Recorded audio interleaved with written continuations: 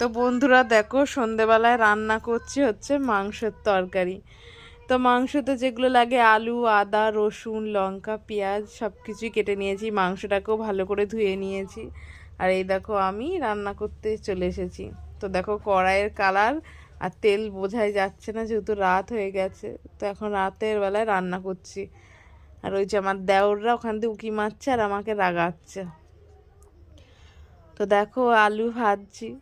সারাদিনই কাজ, রাতেও কাজ, রাতে রান্না, সারাদিন সেরকম সময় ঠিক মতো সময় পাওয়া যায় না, ভালো মন্দ রান্না করাও হয় না। তো রাতেই রান্না করতে হয়।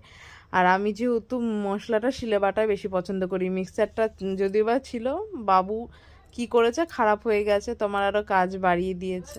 তো যাই হোক, হচ্ছে মশলাটা ভালো করে করে নিয়েছি। তারপরে তোমার ধরো আমি যে মশলাটা ভালো করে মাখিয়ে নিই, কারণ আমার মাখাতে বেশি ভালো লাগে, মাখিয়ে নিয়ে রান্না করলে বেশি ভালো লাগে। তো রান্না করে নেওয়ার পর তেলের ওপর জিরে দিয়েছি ফোড়ন দেওয়ার জন্য। আর এই দেখো কি সুন্দর কালার হয়েছে। মাখিয়ে নিয়েছি, মাখিয়ে নেওয়ার পরে তেলের ওপরে দিয়েছি। তারপরে ভালো করে কষিয়ে নিয়েছি। তারপরে জানো তো, ভালো করে কষালে বেশ দেখতেও সুন্দর লাগে আর রান্নাটাও বেশ ভালো লাগে।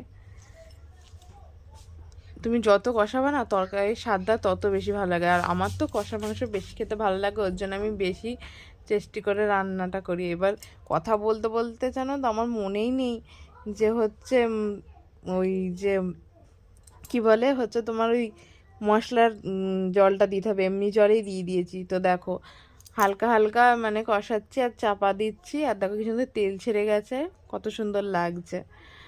তো জল দেওয়ার কথাটা বললাম সেটা পরেই দিচ্ছি, কিন্তু আগেই বলে নিলাম। তারপর দেখো ভেজে রাখা আলুগুলো মাংসের মধ্যে দিয়ে দিলাম, দিয়ে আরও ভালো করে কষিয়ে নিলাম। তো কষাচ্ছি আর ভাবছি যে আমার তো কখন খাবো, রাত হয়ে যাচ্ছে, সারাদিন কাজ, জানো তো সারাদিন কাজ করে খিদে পেয়ে যায়, মনে হয় কখন রান্না করে খাবো। তো যাই হোক, টমেটো টমেটো পরে দিয়েছিলাম, দেখো সাথে সাথে দিলে গলে কিছুই থাকে না। তো পরে দিয়েছিলাম, মাংসটা ভালো করে কষিয়ে নিয়ে একটু পরে দিয়েছি। তারপর তো মাংস এমনিই কষতে হয় ভালো করে, তখন টমেটোটা এমনিই সেদ্ধ হয়ে যায়। তারপর দেখো আমার একটা বাজে অভ্যাস আছে কাটতে, মানে তরকারি হোক যে কোনোই হোক, জিনিস রান্না করতে করতে খাই। তো আমার মতো স্বভাব কার আছে, তোমার কারো এরকম আছে? তো আমার এরকম স্বভাব আছে, সবজি হোক কাঁচা সবজি যেগুলো খাওয়ার মতো সেগুলো এরকম কাটতে কাটতে খেয়ে নিই। তোমার দাদাভাই বলে রান্না না করে তুমি খেয়েই না, কিন্তু কথা কান না দিয়ে আমার যেটা ভালো লাগে সেটাই আমি করি। তো এই যে বললাম যে মশলার জলটা মানে দিতে ভুলে গিয়েছি, তো এমনি জলেই দিয়ে দিলাম। যাই হোক, ভুলবশত কারণে